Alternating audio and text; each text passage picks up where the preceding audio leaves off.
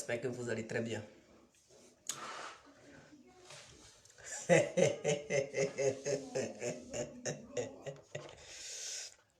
Alors, connectez-vous.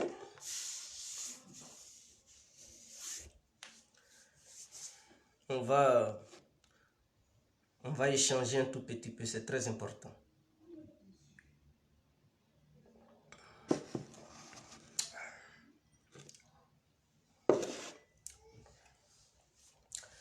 Alors, je remercie tous ceux qui sont connectés en ce moment. J'espère que tout le monde va très bien. Alors, bon jeûne pour tous les musulmans et toutes les musulmanes qui sont en carême en ce moment. Que Dieu exauce vos prières et qu'il vous donne votre doigt. C'est très important. Alors, bonsoir à tous et à toutes. Pour tous ceux qui ne me connaissent pas, je suis l'incontournable bien qui a complet tout terrain. L'homme dont on parle, l'homme qui n'a pas froid aux yeux, l'homme qui ne marche pas ses mots. Vous pouvez aussi m'appeler devant la vie, l'homme n'est rien, gouverneur italien, totalement d'un appelez-moi Boubou, laisse-moi mourir 5 près droit, le padrino Camari des ou la Moudia. Alors, nous voilà à nouveau devant cette caméra pour parler de Laurent Gbagbo et du président Alassane Ouattara ainsi que Soro Diom. C'est très important. Et quand vous voyez le titre de ce direct d'aujourd'hui, c'est bel et bien précisé. Je dis, est-ce que Alassane a tué le peuple ivoirien et Laurent Gbagbo a-t-il sauvé le peuple ivoirien? Soro Diom, le voleur de portable à Paris. C'est important parce qu'il faudrait qu'on en parle. Puisque des gens ne veulent pas en parler. Nous venons, je vais me mouiller la gorge et on poursuit. Partagez le direct et n'oubliez pas de vous abonner sur Info Afrique pour qu'on puisse multiplier les vidéos car les élections sont proches. Et donc, c'est le moment de battre campagne. Voilà, on doit commencer à recruter des gens, c'est important. Alors, toujours nous constatons sur la toile, nous voyons en Côte d'Ivoire des citoyens ivoiriens qui font passer Laurent Gbagbo pour une neige, qui font passer Laurent Gbagbo pour quelqu'un qui est innocent, pour un saint. Or, les choses sont en face de nous. Nous constatons que ce monsieur, il n'est pas ce que les gens nous font croire qu'il est. Ils nous font croire que Alassane a passé son temps à tuer les Ivoiriens et que Laurent Gbagbo aurait passé son temps à sauver les Ivoiriens, aurait passé son temps à protéger le peuple ivoirien. Mais lorsque on fait la comparaison entre sur Alassane et sur Laurent Gbagbo, je pense que c'est très grave. Il n'y a pas de comparaison. Laurent Gbagbo est très bas par rapport à Alassane Ouattara. Pourquoi je vais faire une démonstration magistrale? C'est très important. Vous savez, Laurent Gbagbo a gouverné la Côte d'Ivoire pendant 10 ans et demi. Et lors de ces 10 ans et demi, il n'y a pas eu de paix en Côte d'Ivoire. Il n'y a pas eu de stabilité. Alors, si on se pose la question, lors du règne de Laurent Gbagbo, si les Ivoiriens n'ont jamais connu, s'ils n'avaient pas connu la stabilité, s'ils n'avaient pas connu la paix, à qui la faute? La faute était à qui? Est-ce au peuple ivoirien ou est-ce le dirigeant?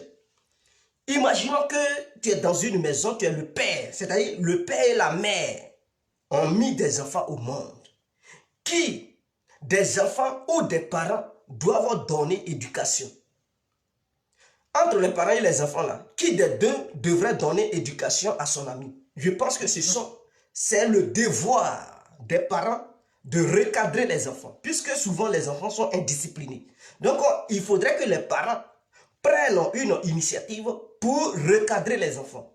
Mais au temps de Laurent Gbagbo, il devrait savoir que dès lors qu'il avait été élu président de la République de Côte d'Ivoire, il devenait le père de tous les Ivoiriens et de toutes les Ivoiriennes. Alors, lorsque tu es le père de tous les Ivoiriens et de toutes les Ivoiriennes, tu dois comprendre une seule chose. Sache que chaque enfant de la Côte d'Ivoire a sa mentalité, a sa vision, a son comportement. Il aura des gens qui vont vouloir prendre des armes pour tuer leurs amis. Il aura des gens qui vont vouloir la paix. Il aura des gens en face qui vont dire, bon, s'ils prennent des armes, nous aussi, on va répondre. On va se laisser. Et donc, ces différentes sortes d'esprits existent. Donc, toi, en tant que le père de la nation, en tant que le père de la République, tu dois prendre des décisions pour protéger ceux-mêmes qui veulent prendre des armes pour tuer les autres, ceux-mêmes qui sont aussi prêts à dire que non, si les autres viennent, on va en découdre avec eux, et ceux aussi qui veulent la paix, tu dois les protéger, eux tous. et les empêcher de prendre les armes pour s'entretuer, les empêcher de prendre les armes et déstabiliser la maison dont tu es le garant de la famille. Laurent Gbagbo ne l'a pas fait. Il ne l'a pas fait, il a ignoré. Parce qu'il oubliait qu'il était le père de la nation. Il était au pouvoir et il se comportait comme un opposant. Il était au pouvoir et il se comportait comme, je ne sais pas, un apprenti politique. Au lieu de mener à bien la politique ivoirienne, au lieu de garantir la sécurité du peuple ivoirien, au lieu de garantir la sécurité de la nation appelée la Côte d'Ivoire, Laurent Gbagbo passait son temps à envoyer les jeunes dans les rues, à envoyer les jeunes dans les Sorbonnes pour battre campagne, sachant bel et bien que ceux qui devraient le faire pour sensibiliser les gens, ceux qui devraient le faire pour essayer de mobiliser la jeunesse et obtenir assez de militants, c'est ceux qui étaient dans l'opposition. Maintenant, Laurent Gbagbo, il n'y avait même pas d'élection, mais il envoyait des gens dans les rues, il leur envoyait dans les Sorbonnes d'aller battre campagne, dans le but de faire une sensibilisation. Et lui, il était ignorant. Donc, ce monsieur n'a pas été à mesure de protéger le peuple ivoirien. Ce monsieur a été nul sur tous les plans. Ce monsieur n'a pas été au haut niveau. Il ne s'était pas encore formé. Et puis, il avait pris le pouvoir. Donc, il ne s'attendait pas au pouvoir. Et brusquement, soudainement, le monsieur est devenu président. Donc, il ne savait pas comment on gouvernait un pays. Il attend le nom président. Laurent Gbagbo, je vous ai toujours dit qu'il est bien pour être opposant. Sa place là, ce n'est pas à la magistrature suprême. Lui, il est bien pour être un opposant, pour jouer le rôle d'opposant. Voilà son rôle qu'on devrait lui confier. Et c'est dans ça qu'il devrait grandir et mourir un jour. Mais il n'avait pas le droit de devenir président de la République. Donc ce monsieur, puisqu'il n'est pas blanc comme la neige, parce qu'un peuple qui est en danger, tu n'as pas assisté à ce peuple. Donc, imaginons dans la société, même les lois nous condamnent. On dit si tu n'as pas apporté secours à une personne en danger, alors tu es complice. Si jamais le malheur frappe ce dernier, tu es complice. Parce que tu as regardé ce dernier, les bandits l'ont tué.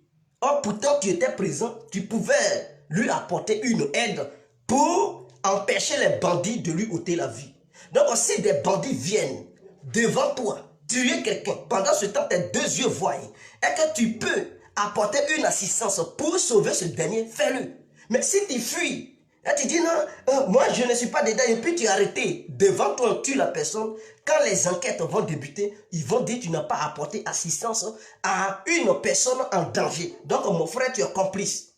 On t'envoie aussi en prison. Il faudrait que ça soit clair. Donc Laurent Gbagbo, qui était le père du pays, qui était le père de la nation, il n'a pas apporté assistance au peuple ivoirien qui était massacré par la rébellion de Guillaume Soro. Ce peuple qui était enfermé dans des conteneurs, ces conteneurs où on mettait feu aux alentours, ces gens-là mouraient par asphyxie, ils mouraient étouffés. Et Laurent Gbagbo n'a pas pu apporter secours à ce peuple. Donc un homme comme ça, il est complice de façon indirecte et même de façon directe, puisque c'est lui qui n'a pas pu garantir la sécurité. Ils ne lui ont pas dit, Laurent Gbagbo, on t'a donné le pouvoir pour sécuriser Abidjan.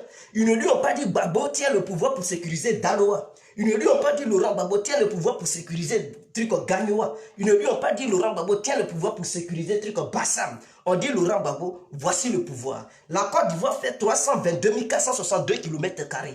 On dit, sécurise les différents kilomètres carrés du pays, de la nation. Donc, ils t'ont donné le destin de ce pays, de cette nation. Or, on parle de nation s'il y a des humains qui y vivent. Donc, ce sont les êtres humains qui font que une terre, un endroit bien défini, précis et concis, devient une nation. Donc, lorsque tu deviens le président de cette nation, tu ne deviens pas président pour gouverner des animaux sauvages. Tu deviens président pour diriger des humains. Et donc, sur les 322 462 km², ça appartient aux humains. Et ces humains habitent sur ce territoire. Donc, lorsque tu deviens le président de ce territoire, tu dois, coûte que coûte, faire ton effort pour garantir la sécurité de ces derniers. Mais lorsque tu es ignorant, et que tu n'es pas actif, et que tu négliges tout, et qu'on tue ce peuple, mais tu es complice. Donc, Laurent Gbagbo est un assassin, il a tué les Ivoiriens. Il a tué les Ivoiriens. Et écoutez-moi, je ne parle même pas encore de 2010. Mais avant même 2010, je vous parle des années 2000, avant d'arriver sur l'année 2010, avant d'arriver sur cette histoire d'élection, Laurent Gbagbo a contribué à la mort de plusieurs Ivoiriens, à la mort de milliers d'Ivoiriens. Et ça, les militants de Gbagbo veulent nous faire croire, nous, dignes fils de la Côte d'Ivoire, nous, peuple ivoirien, nous, citoyens ivoiriens, nous qui avons vécu les faits, nous qui avons observé, nous qui avons analysé, nous qui avons vu les faits, nous qui avons vu ces crimes devant nous, alors je pense qu'on ne peut pas torturer l'histoire. On ne peut pas renverser l'histoire car elle est très récente et nous savons bel et bien que Laurent Gbagbo a contribué à la mort de ces Ivoiriens. Même s'il n'a pas pris des armes pour aller en guerre, c'est lui qui était le président. C'est lui qui était le président, c'est lui qui devrait tout réunir pour éviter une guerre quelconque en Côte d'Ivoire. Et si cela est arrivé, Laurent Gbagbo est complice. Donc on souffrait de voir le peuple ivoirien demander justice. Maintenant, si la justice est demandée et que la CPI trouve bien que Laurent Gbagbo doit être jugé pour ses crimes, mais c'est tout à fait normal. C'est tout à fait normal, puisqu'il a été même l'auteur, le cerveau de ces crimes. C'est parce qu'il n'a pas sécurisé les Ivoiriens qui sont morts. C'est parce que c'est lui qui l'économie était dans ses mains, non? Qui devrait payer les fonctionnaires, qui devrait donner des emplois, qui devrait sécuriser ce peuple. Mais c'est lui. Rien ne sortait si Laurent Gbagbo et ces gens qu'il avait nommés là, s'ils ne signaient pas. Donc c'est eux qui contrôlaient l'argent. Si c'est chacun qui contrôlait sa part de revenus, je pense que, c'est-à-dire ton cacao que tu cueilles, si les Européens venaient traiter directement avec toi pour leur vendre ton cacao, et que chacun s'armait, je pense que chacun allait garantir sa sécurité. Mais si tu payes une arme de façon obscure ou de façon personnelle, sans permis d'armes, ils vont t'arrêter pour te mettre en prison. Ils vont dire non, tu es un terroriste. Donc les citoyens eux-mêmes n'ont pas le droit de s'offrir des armes gratuitement comme ça. Il faut des procédures. Et souvent, on ne donne pas des armes à n'importe qui. Or, l'État est mis sur pied à une armée dont l'État donne des moyens pour pouvoir défendre le peuple. Et si Laurent Gbagbo n'a pas donné les moyens à son armée pour nous défendre, à qui la faute? Si les Ivoiriens sont tués. C'est très clair. Encore augmenté que Laurent Gbagbo n'a jamais aimé sa population. En 2010, voici une élection. Votre Gbagbo que vous dites qu'il a un amour profond pour son peuple, voilà comment il va faire. Votre Gbagbo, ce tueur qui a massacré les Ivoiriens pendant, je dis bien, ce tueur qui a massacré les Ivoiriens pendant 10 ans et demi. On lui dit Gbagbo, voici l'élection. Ce même Gbagbo, pour que tout soit transparent, c'est lui qui nous a dit que la présence de l'ONU et l'implication de l'ONU dans cette élection allait permettre la garantie des choses. Les observateurs étrangers qui allaient venir superviser cette élection allaient garantir la transparence des choses. Il n'y a pas de souci.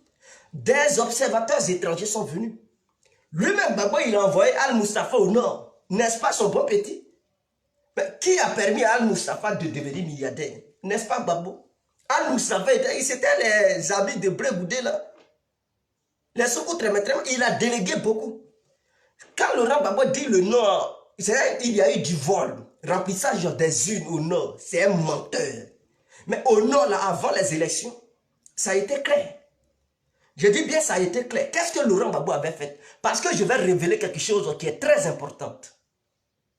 Quelque chose qui est très important. Je vais révéler ça, je vais me mouiller la gorge et je vous reviens.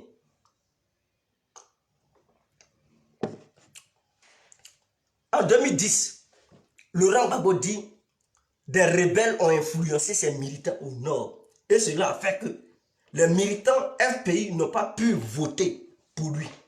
Ah bon? Gbagbo est sérieux? Or, avant les élections, Laurent Gbagbo a dit, pour que les élections puissent être transparentes au nord, il faudrait que l'armée quitte Abidjan, il y a des soldats qui étaient fidèles à lui, quitte Abidjan pour aller renforcer et essayer de coopérer avec les soldats qui étaient au nord. Et maintenant, les soldats du nord, là, on les a réduits on les a diminués pour les amener sur Abidjan. Je vais vous dire comment ces gens-là se sont retrouvés à l'hôtel du Golfe. C'est là que je vais y arriver. Parce que des gens, ils nous font croire que non.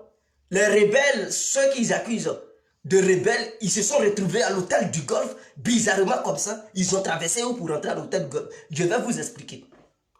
Donc, les militaires qui étaient fidèles à Laurent Gbagbo sont quittés à Abidjan et les autres régions de l'Ouest pour aller au nord, dans le but de superviser et garantir la sécurité des électeurs.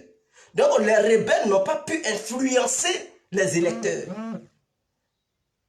Les rebelles n'ont pas pu influencer les électeurs. Est-ce que vous comprenez? Et les élections se sont bien déroulées au nord là-bas. Lors de la proclamation des résultats, Laurent Gbagbo, sachant bel et bien qu'au nord là-bas, il a échoué, il a empêché la CEI de proclamer les résultats. Mais ces résultats étaient provisoires. Ce n'étaient pas des résultats définitifs. Et donc, la CEI avait un délai de 3 jours. Donc, Laurent Gbagbo et son équipe ont tout fait pour que les 3 jours passent, afin que les dossiers soient transmis au Conseil constitutionnel. Parce qu'il savait qu'il avait son ami Paul Yao-Ondry, qui lui allait proclamer les résultats en faveur de Laurent Gbagbo, malgré les discordes qu'il y avait. Voilà ce piège qu'il avait tendu à la CEI. Mais Youssouf Bakayoko et Soumaïla Bakayoko ne sont pas nés de la dernière goutte de pluie quand même. C'est des gens cultivés, c'est des gens qui sont instruits. Ils se sont dit, mais où à la où vont les choses, on ne peut pas accepter ça. Ils ont voulu proclamer les résultats dès les premiers temps. Mais Damara Picasso a arraché la copie. Et ils ont préféré mélanger cela. Parce qu'ils savaient que les résultats qui allaient être proclamés donnaient à Alassane largement victorieux. Ils ont pêché.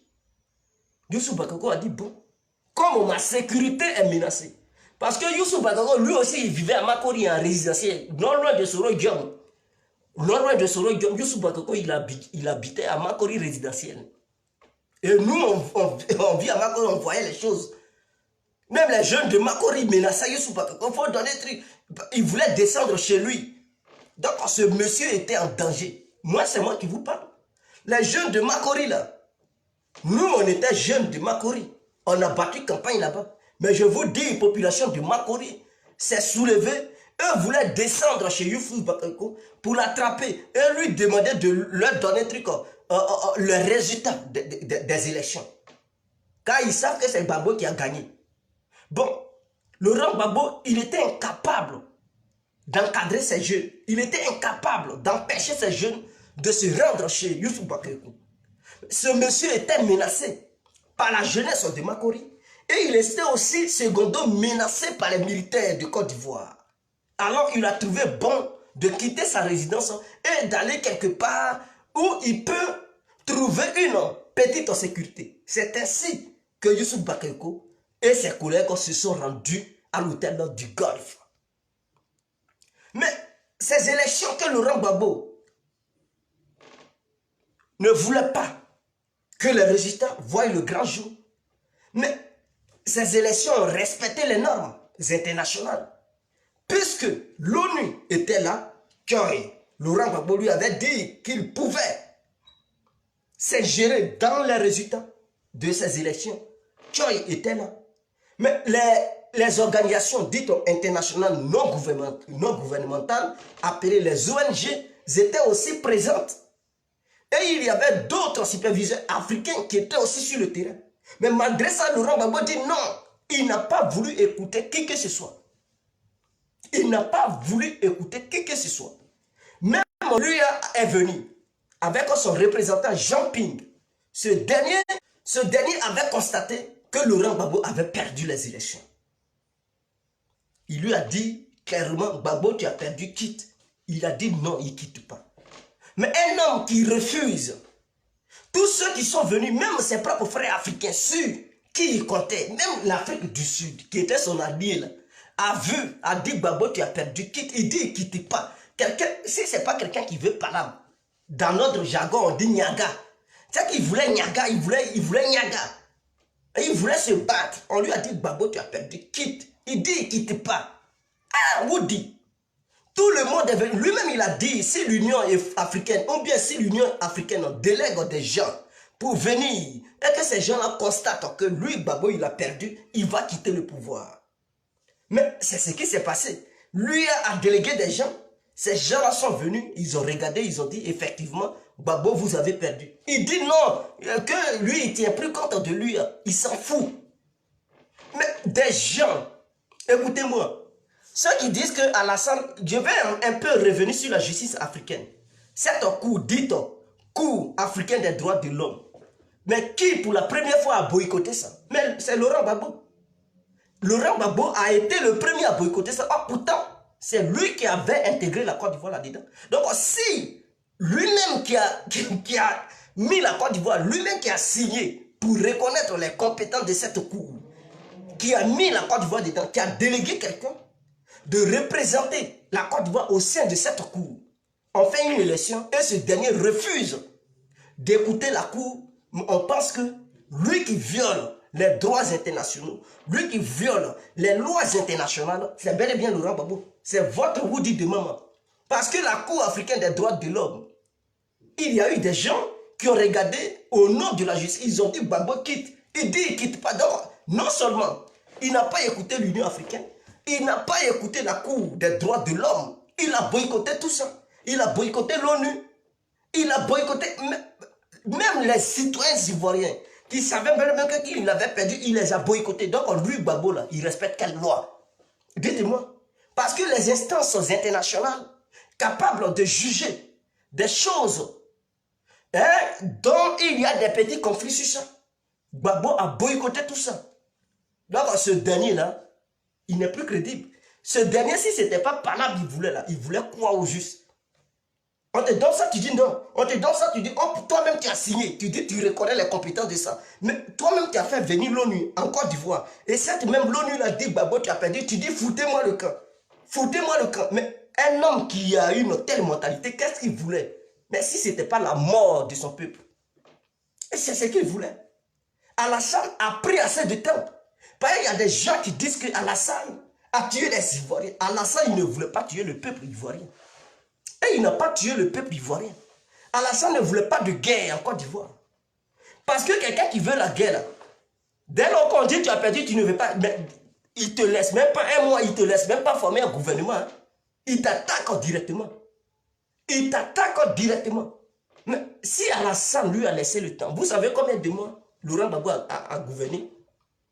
Alassane lui a donné assez de temps. Parce que des gens qui font croire aux Ivoiriens qu'Alassane est un palabreux, Alassane est un assassin, Alassane est ceci et cela. Je tiens à vous dire, les élections se sont déroulées en octobre 2010. Laurent Gbagbo est tombé le 11 avril 2011.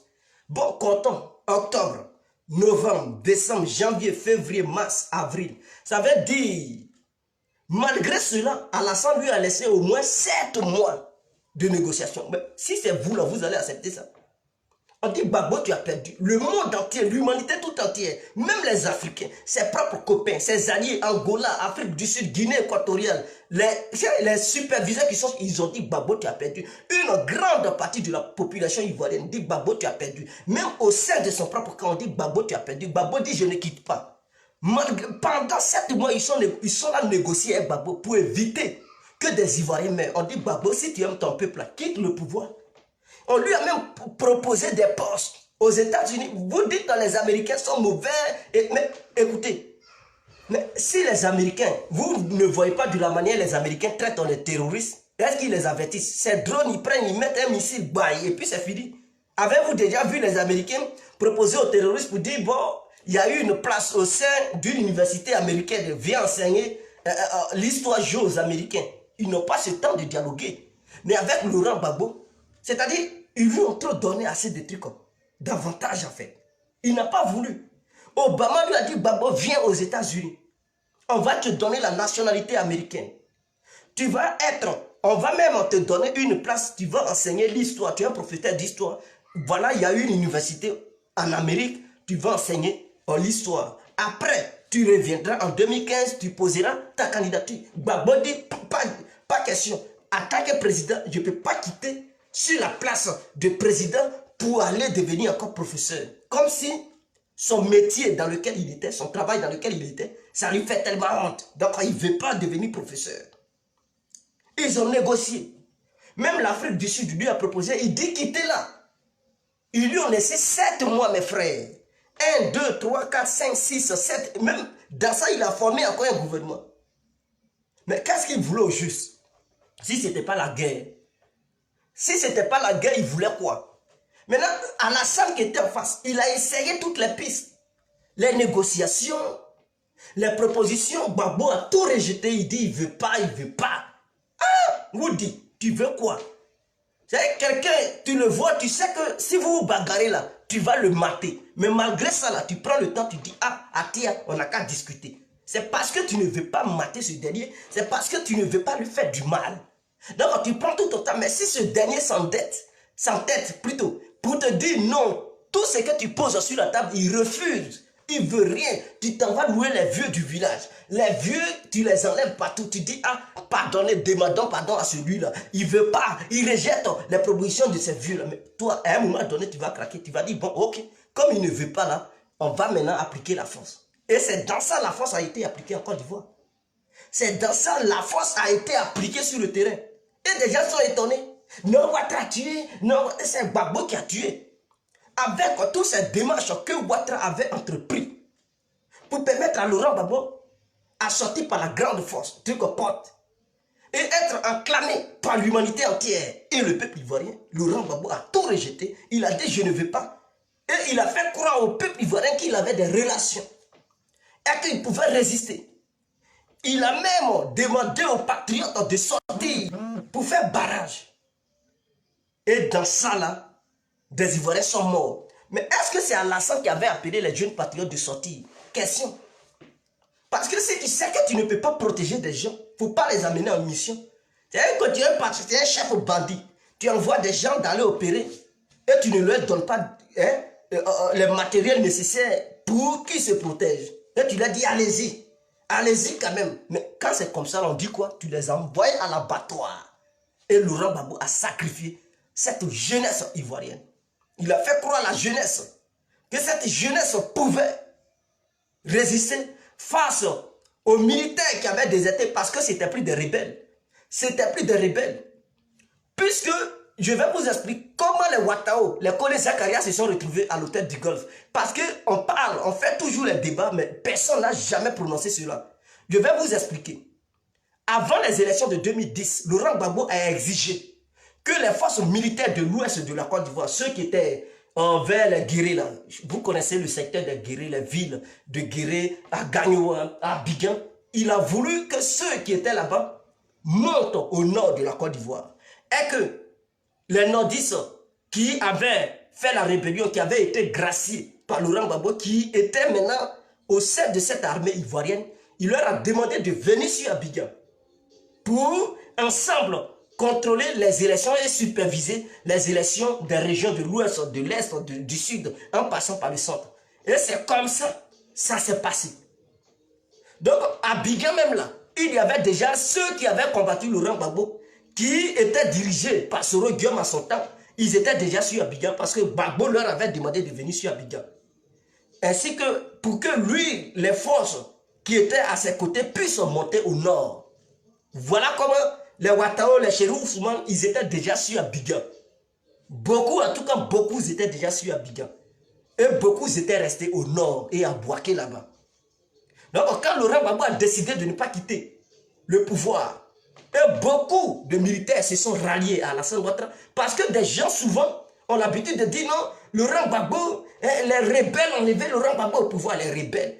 Écoutez-moi, si vous pensez que ceux qui combattaient auprès de Ouattara étaient des rebelles, donc Laurent Gbagbo avait engagé des rebelles. C'est que Laurent Gbagbo, il est le patron des rebelles. Pourquoi? Je vais vous expliquer, je vais mouiller ma gorge et je vous explique que terre à terre, vous allez comprendre. Ça va rentrer dans vos noukoulis là. Si vous pensez que la guerre qui s'est passée en 2011, 2010, 2011 là, ceux qui se combattaient là, si vous pensez que ceux qui étaient aux côtés d'Alassane Ouattara étaient des rebelles, c'est que Laurent Gbagbo était le patron des rebelles. D'autres vont me dire, mais tu délis, tu deviens fou. Je ne deviens pas fou. Je vais être clair. Vous savez, à l'hôtel du Golfe, Philippe Mangou était là-bas. Il était à côté d'Alassane. Mais qui avait nommé Philippe Mangou en tant que chef d'état-major de l'armée de Côte d'Ivoire? C'est Gbagbo. Donc si vous pensez que ceux qui combattaient auprès d'Alassane étaient des rebelles, c'est que Philippe Mangou, Laurent Gbagbo nous avait imposé un rebelle à diriger toute l'armée de Côte d'Ivoire. Ça fait un. Deuxième, Kassaraté. Il était quoi? Mais Kassaraté gérait la gendarmerie. Je pense que la gendarmerie ou bien la police. Mais qui l'avait mis là-bas? Mais c'était Laurent Gbagbo. Il était aux côtés de Laurent Gbagbo.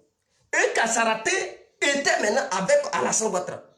Donc si vous pensez que ceux qui étaient avec Alassane Ouattara étaient des rebelles, c'est que Laurent Gbagbo avait sciemment nommé des rebelles au sommet des différents bataillons ivoiriens. Je cite encore Kona Boniface, qui lui aussi était au gradé de Laurent Gbagbo. Il était avec Alassane Ouattara en 2010, suite aux élections. Donc si vous pensez que ces gens-là étaient des rebelles, c'est que Laurent Gbagbo avait nommé des rebelles au devant de l'armée ivoirienne. De poursuivre, il y avait aussi Gabi Point. Mais je cite, mais Gabi Point était avec Alassane Ouattara. Si vous pensez que Gabi Point était un rebelle, c'est que Laurent Gbagbo est le patron des rebelles parce que c'est lui qui avait imposé le bataillon que Gabi Point. Ou bien, je ne sais pas s'il était un policier ou quoi là, le bataillon qu'il dirigeait là, c'est Laurent Gbagbo qui avait imposé Gabi Point à ces gens-là. Donc, Laurent Gbagbo était le cerveau des rebelles. Mais il y en a beaucoup. Il y en a beaucoup. Et les hauts gradés de l'armée ivoirienne, ils se sont retrouvés à l'hôtel du Golfe. Donc, si vous pensez que tous ces hauts gradés-là étaient des rebelles parce qu'ils n'étaient plus à Laurent Gbagbo et que vous faites croire aux Ivoiriens que c'était des rebelles qui étaient à l'hôtel du Golfe, c'est que Laurent Gbagbo, lui aussi, il était le patron des rebelles. C'est tout. Parce que, qu'est-ce que les gens disent? Les gens, quand ils voient Alassane Ouattara travailler avec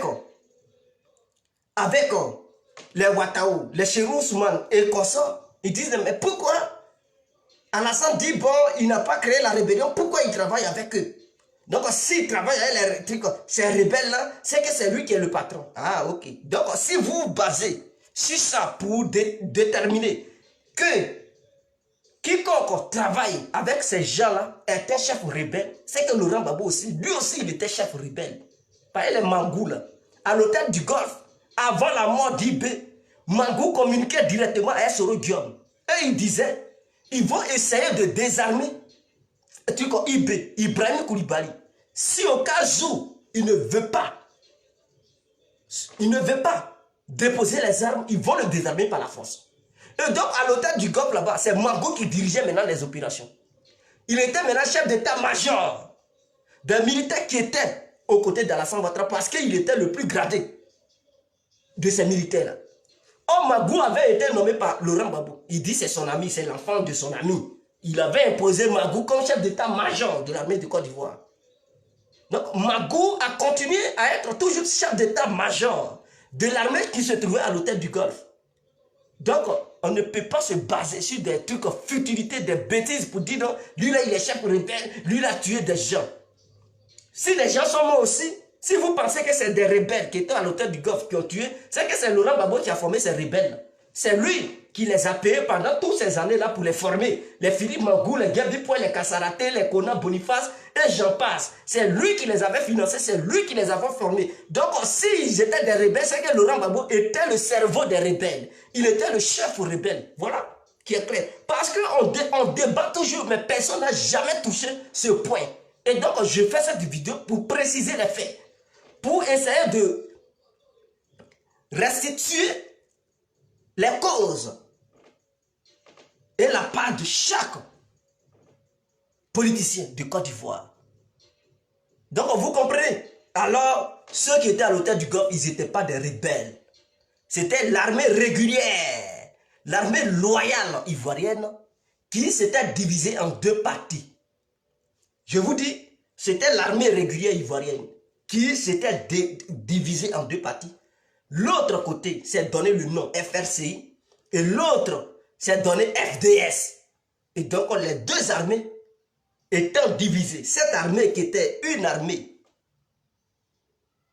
unique avant, qui était des hommes qui étaient des frères, des personnes qui étaient des sœurs, qui se sont divisées, chacun a opté pour un nouveau nom, FDS, FSI, et ils se sont affrontés. Et ces deux armées maintenant parallèles de la Côte d'Ivoire avaient des dirigeants. Et il y avait un qui était au devant de l'autre qui était Guillaume Soro et l'autre qui était Laurent Gbagbo. Et Alassane était là. Est-ce que vous comprenez? Donc l'autre défendait, les FSI défendaient la cause d'Alassane parce qu'il avait été élu légitimement par les lois ivoiriennes. Et il avait été élu par le peuple ivoirien. Et l'autre armée du nom FDS pensait que Laurent Gbagbo avait gagné les élections. Mais après plusieurs tentatives de réconciliation et de discussion pour essayer de faire raisonner Laurent Gbagbo pour dire Gbagbo, vous n'avez pas gagné les élections et que vous avez perdu. Laurent Gbagbo a boycotté toutes les instances internationales. Je tiens à rappeler ça parce qu'aujourd'hui, des gens ont tendance à dire qu'Alassane vole, il viole les lois internationales. Il est dictateur, il est ceci, il est cela. Mais Laurent Gbagbo a été le premier à violer, oui, les lois internationales. Parce que le fait de boycotter l'ONU et ne pas reconnaître la crédibilité de l'ONU et chasser tous les représentants de l'ONU qui étaient là en leur disant quittez-la, ne vous immiscez pas dans les affaires intérieures de la Côte d'Ivoire, c'est faire preuve d'hypocrisie. Le fait de rejeter, lui, la Cour des droits de l'homme, la Cour africaine des droits de l'homme, sachant bel et bien que c'est Laurent Gbagbo qui avait signé pour reconnaître la compétence de cette Cour, et il rejette encore cette Cour, c'est faire preuve d'hypocrisie. Ou bien faire preuve de mauvaise volonté. Le fait de rejeter l'Union africaine, le représentant qui était Jean Ping, qui vient pour dire, ah, on sait, on a regardé, on a mené des experts, ils ont trouvé que Gbagbo, vous avez perdu. Et Laurent Gbagbo les boycotte. Donc là, Laurent Gbagbo, il ne boycottait plus les lois ivoiriennes seulement. Non seulement, il a boycotté la constitution ivoirienne, les lois ivoiriennes, mais il traversait les frontières en allant au-delà des frontières ivoiriennes. Et il boycottait encore tout. Donc, toutes les instances internationales qui existaient, Laurent Gbagbo a mis coup de pied dedans. C'est-à-dire, il les a boycottés. Donc, il était le vrai dictateur des dictateurs. Il était le pire de tous les dictateurs que l'Afrique ait connu. Un homme comme ça, il n'était pas démocrate. Donc, si vous nous faites croire que Gbagbo était un démocrate, c'est du mensonge. Il n'a jamais été démocrate et il ne pourra jamais être un démocrate. S'il y a eu 3000 morts, c'est à cause de Gbagbo.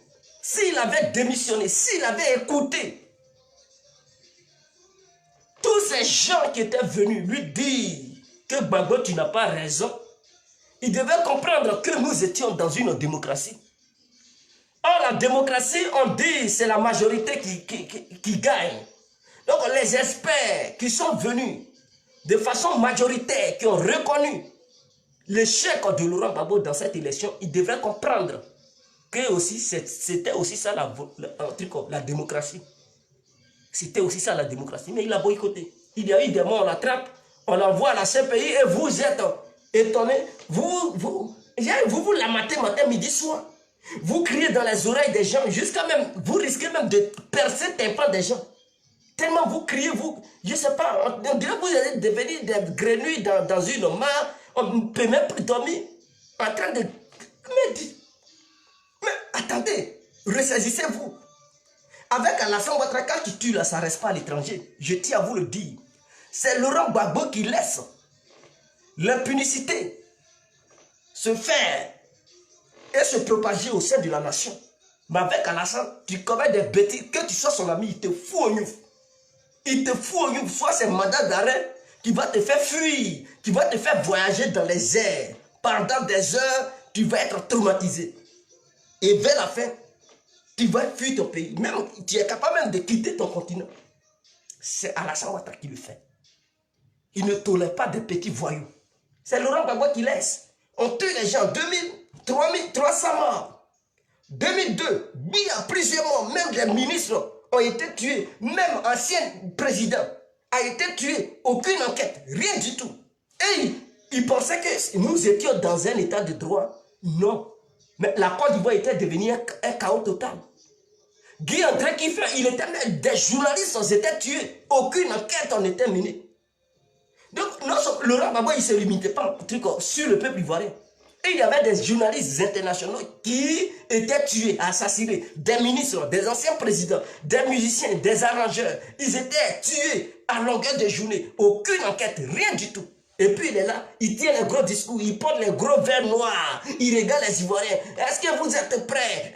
Mais on n'a pas besoin de tout, on veut de la justice. Non, il faisait comme si la justice n'existait pas. Il faisait comme s'il n'y avait pas de procureur. Il faisait comme s'il n'y avait pas de juge. Il faisait comme s'il n'y avait pas de magistrat en Côte d'Ivoire. Il n'y avait pas... Mais dis donc, ça faisait pitié. Nous étions dans un état chaotique.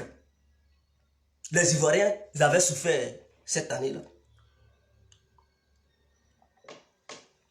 On a souffert. Ça n'a pas été facile pour nous. Excusez-moi. Je vais me mouiller la gorge. On avait vraiment souffert. Et c'est ça que j'aimerais préciser. Pour faire comprendre aux gens que nous ne sommes pas là pour jouer. Nous ne sommes pas là pour s'amuser. On est là pour recadrer des gens. On est là pour redire la vérité. Mettre la vérité dans son contexte propre. Donner la vérité à son premier sens et non le sens figuré. C'est très important. Parce que des gens veulent torpiller la vérité de la Côte d'Ivoire. Voilà pourquoi nous, les Djihadistes complets, on est là pour recadrer les gens. Si j'ai pu convaincre 2, 3 personnes chaque jour, c'est important. Si j'ai réussi à convaincre 2, 3 personnes chaque jour, c'est important.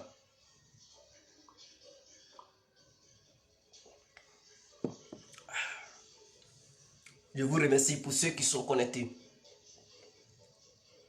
Donc, Alassane Ouattara n'a pas tué. Alassane Ouattara ne fait que juger des gens. Et je comprends, c'est un choc pour les Ivoiriens parce qu'ils ne sont pas habitués à ça.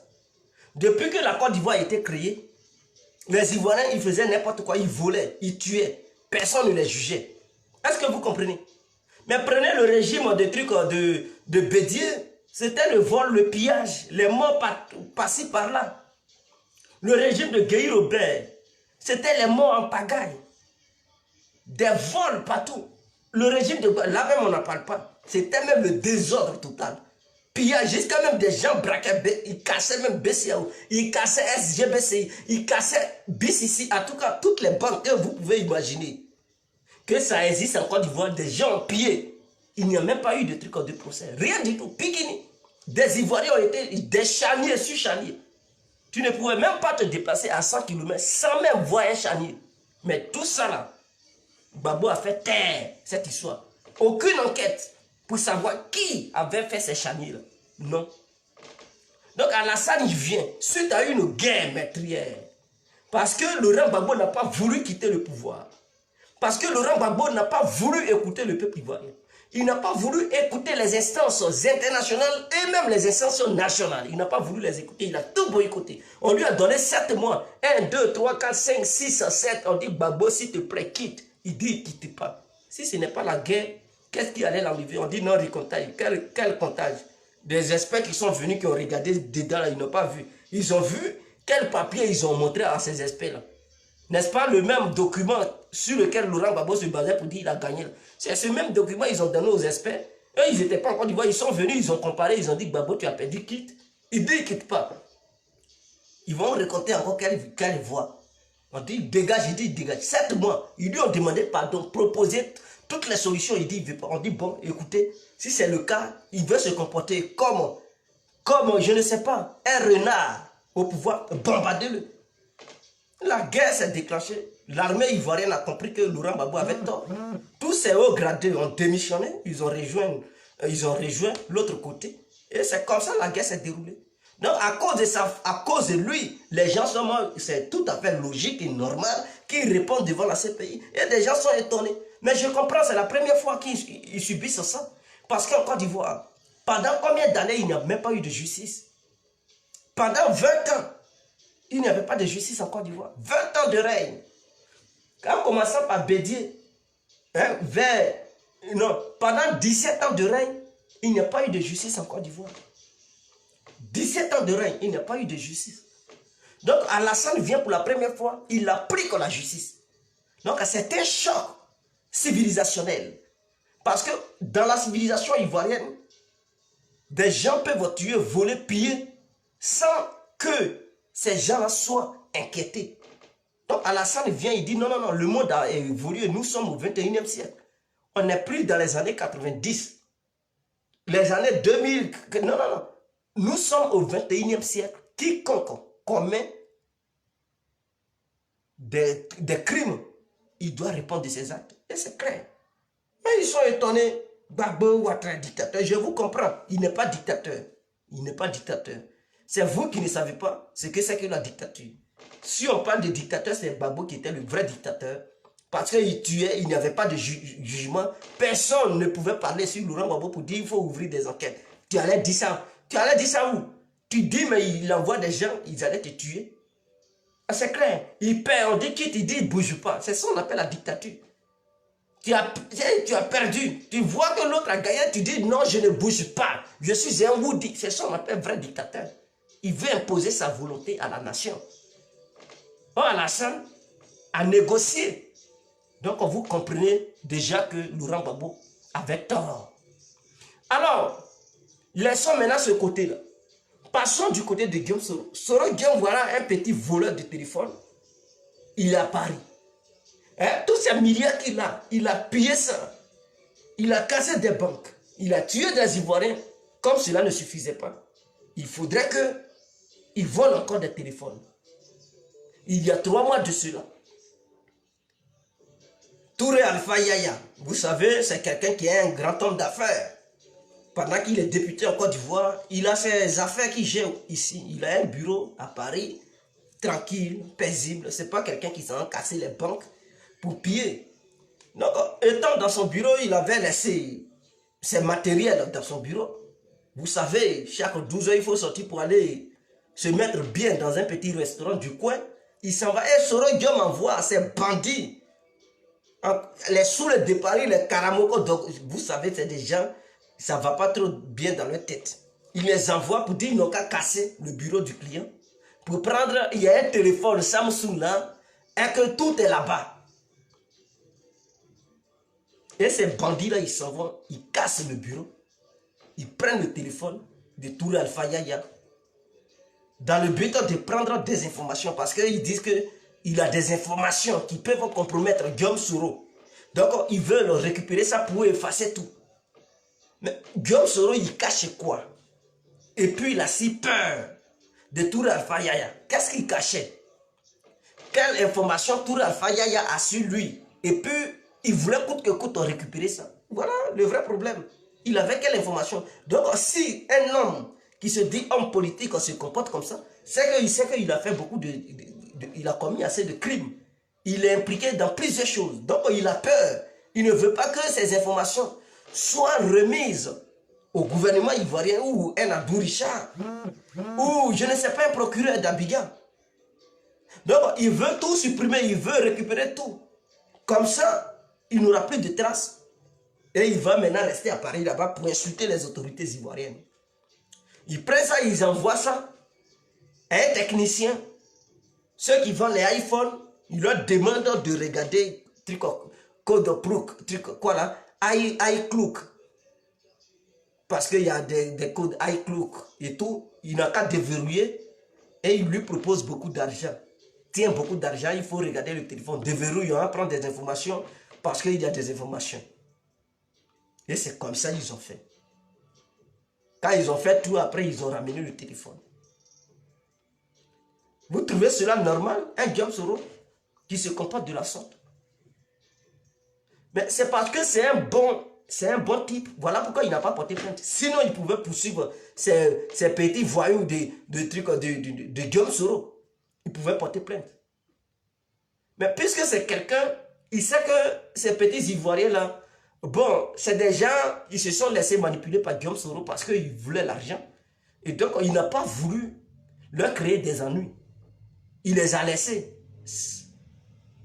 Il a rigolé. Au lieu de porter plainte, il a rigolé. Il dit, mais ces gens-là, parce qu'il sait que s'il portait plainte, ça allait aller loin. Ça allait leur créer des problèmes. Et Soro Guillaume allait dire, moi, je ne suis pas dedans. Il allait les laisser tomber. Quand il a compris, puisqu'il connaît l'homme.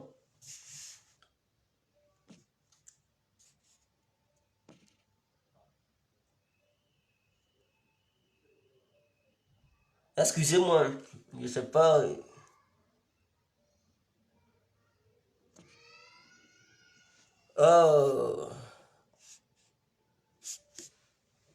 Puisque il sait que s'il porte plainte, ça va mal tourner. Pour les petits, il les a laissés. Il a abandonné. Mais il sait que c'est Soro qui avait fait ça. C'est anormal. Maintenant, ceux qui passent leur temps à dire que Touré Alpha Yaya a volé de l'argent parce qu'il a fait un retrait d'1 milliard de francs CFA dans un guichet ou bien chez le banquier, c'est un vol. Donc, il faudrait qu'une plainte soit portée contre lui. Mais écoutez, vous pensez que si le vol était si facile, où tu t'en vas dans un guichet automatique, tu mets ta carte bancaire et puis 1 milliard de francs CFA sort, mais qui allait être pauvre dans ce monde? Mais tout le monde allait être riche. Chacun allait partir devant un guichet automatique pour mettre sa carte bancaire, pour récupérer une somme d'1 milliard. Pour récupérer, quand tu mets ta carte bancaire dans un guichet automatique pour prendre une grosse somme, c'est que cette somme-là se trouve dans ta carte. Ça est sur ton compte. Si tu n'as pas cette somme sur ton compte-là, l'argent ne va pas sortir. Il faut avoir une carte, il ne faut pas avoir quelque chose dedans sur ton compte. Mets la carte dans un guichet automatique et puis tu vas composer ton code. Si un franc va sortir là-dedans. Donc, si Touré Alpha Yaya s'est permis d'aller dans une banque pour retirer de l'argent, c'est que cet argent-là se trouvait sur son compte. Il n'a pas braqué la banque. Est-ce qu'au moins les gens peuvent ouvrir leurs esprits pour comprendre, ne serait-ce qu'une petite fois? Il n'a pas braqué la banque. Cet argent se trouvait sur son compte. Et cette banque est sa banque. C'est là-bas, lui, il garde son argent. C'est là-bas, là, lui, il garde son argent. Il a fait des affaires pendant des années. Il a eu l'argent. Il prend ce qu'il veut. D'autres disent non, c'est impossible de prendre. C'est impossible comment? Si tu sais que tu vas réaliser quelque chose et que cet argent, tu ne veux pas, mais cet argent se trouve aussi sur son compte bancaire. Ça ne se trouve pas sur le compte bancaire de quelqu'un. Donc, s'il n'avait pas besoin de cet argent en espèces, il allait utiliser sa carte bancaire pour payer les choses qu'il voulait payer. Ou bien, quand tu vas au supermarché pour faire des achats, est-ce que tu as besoin de prendre l'argent liquide? Ben, tu sais que si tu payes là, avec ta carte bancaire, tu peux mettre ça dans la machine électronique, tu composes, et puis l'argent, le ticket sort et toi tu récupères ta carte, tu t'en vas. Mais il y a des cas où tu as besoin de l'argent en espèces. Par exemple, pour payer un ticket de bus, mais tu ne peux pas dire, bon, j'ai carte bancaire, donc je vais... Non. Le chauffeur de bus, là, dans son bus, il n'y a pas lecteur de carte bancaire pour essayer de collecter des fonds là-bas. Non. C'est en espèces, tu lui donnes. Donc, Touré Alpha Yaya, s'il a compris que ce qu'il voulait faire, ça avait besoin d'une espèce d'1 milliard. Et puisqu'il sait bel et bien que sur son compte, il y a cette somme, il s'en va, il voit son banquier et il dit, écoute, j'ai une affaire très importante et c'est très urgent. Je veux maintenant 1 milliard, il faut compter l'argent que tu me donnes. Si tu ne me donnes pas, je retire tout mon argent dans ta banque. Or, la banque sait bel et bien que s'il retire tout l'argent, ce n'est pas bon. Ce n'est pas bon. Parce qu'ils vont perdre un gros client. Donc, la banque va dire, bon, au lieu de prendre 2 milliards, s'il te plaît, on fait arrangement, on va te donner 1 milliard. Parce que si on te donne tout l'argent, on ne pourra plus travailler. On va dire, il n'y a pas de souci, donnez-moi 1 milliard. C'est comme ça. Quand tu es riche là, et qu'il y a ton argent dans une banque, si tu leur demandes une grosse somme, ils te donnent. S'ils ne veulent pas te donner, tu les menaces que S'il ne veut pas, toi tu vas vider ton compte, tu vas aller ouvrir un compte ailleurs. Tout de suite, ils vont savoir que c'est un gros client qui s'en va. Ils vont te demander pardon, ils vont te donner l'argent. C'est clair. Soit il te faut un chèque. Si tu dis non, tu ne veux pas de chèque, donnez-moi l'argent, mais il te donne. C'est clair, c'est comme ça que ça se passe. Donc, des Ivoiriens qui pleurnichent, qui crient comme des damas d'arbres. Partout, voya, voya, voya, voya. Écoutez, taisez-vous. Ce monsieur n'a pas braqué de banque. Il n'est pas sur le Guillaume pour faire braquage de banque. Ce monsieur a travaillé à la sueur de son front et il a obtenu ce qu'il a aujourd'hui. Il profite de ça. Et nous lui devons un gros salut. Oui, un grand salut. Parce qu'il ne fait que aider le peuple ivoirien. Il ne fait que aider les citoyens ivoiriens. S'il est attaqué aujourd'hui, c'est parce que Soro Guillaume a peur. Il pense qu'il est le seul à parler de milliards. Or, c'est que Soro Guillaume craint, il voit que ce dernier mène des actions caritatives. Caritatives plutôt. Des actions caritatives. Et donc, Alpha Yaya, il prend, c'est-à-dire son nom, prend le dessus au nord de la Côte d'Ivoire. Touré Alpha Yaya, ce qu'il fait, la Soro Guillaume n'a pas fait. Et puisqu'il n'est plus dans Rassi, il est il est RADP. Donc s'il y a élection et que Touré Alpha Yaya va au nord pour demander aux nordistes de voter à Alassane, eux tous ils vont courir pour aller voter à Alassane. C'est de ça que Soro Guillaume a peur. Voilà pourquoi il envoie ses chiens de guerre pour crier et faire croire aux gens que Alpha Yaya Touré a volé l'argent. Ce n'est pas ça. C'est parce qu'il a peur. Il sait bel et bien que lors des élections, si Alpha Yaya Touré va au nord pour demander aux nordistes de voter le RADP, les nordistes vont fuir Soro Guillaume. Ceux-mêmes qui avaient encore un peu de sympathie pour Soro Guillaume, ils ne vont plus le voter. Parce que ce que Yaya Alpha Touré est en train de faire au nord, Soro Guillaume n'a même pas fait ça. C'est ça qui le fatigue. Voilà pourquoi il a la haine contre Touré Alpha Yaya. C'est clair. Donc en dehors de ça, il n'y a pas autre chose. Je tiens à vous remercier pour ce fabuleux direct que vous avez suivi. Je vous remercie infiniment. Que la paix du Seigneur soit avec vous. Que Dieu vous bénisse. N'oubliez pas de vous abonner sur cette page. N'oubliez pas de partager cela. On est ensemble, c'était l'incontournable bien compris. On est ensemble. Ciao.